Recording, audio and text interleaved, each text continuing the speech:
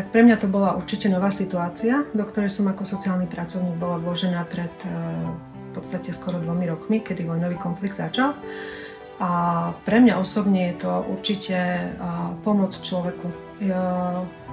Mám pred sebou človeka, ktorý tu príde možno hladný, smedný, bez prístrežka, bez nejakej základnej sociálnej sféry okolo.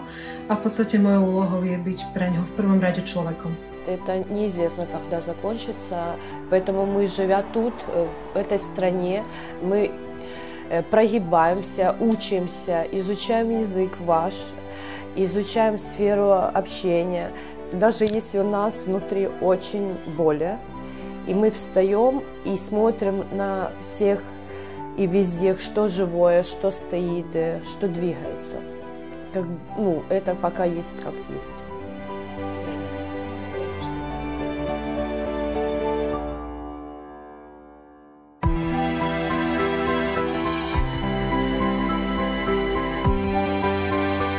Але я вірю, що буде все добре.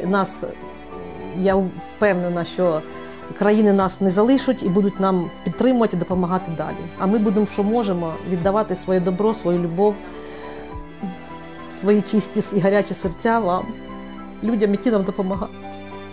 Дякую велике вам.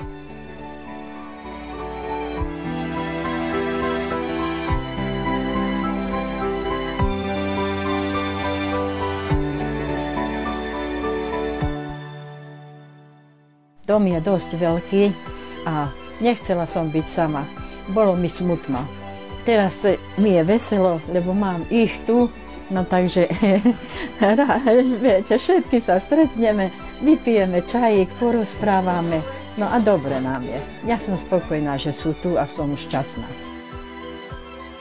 A zrazu my sa s tými rodinami po ročnej práci s nimi dostávame zase na začiatok, kedy sa oni boja, čo bude s bývaním, čo bude s ich rodinou.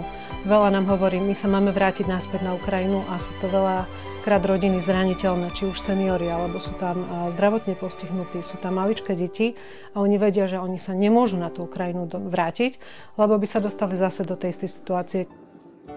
Ну, я сам потребуєм ще асистенцію, кволі тому, що не мам сам таку працю.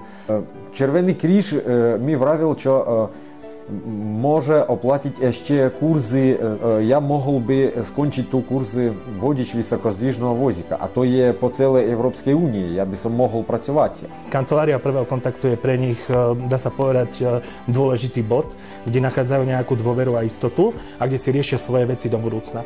Čiže my s tými ľuďmi, napríklad Viktor, chce sa osamostatniť, chce byť vlastne nezávislý, ale zároveň je si vedomý, že je to pre ňo ťažké, takže vlastne potrebuje nejakú tú oporu a nejakú pomoc. A tu mu vlastne my poskytujeme.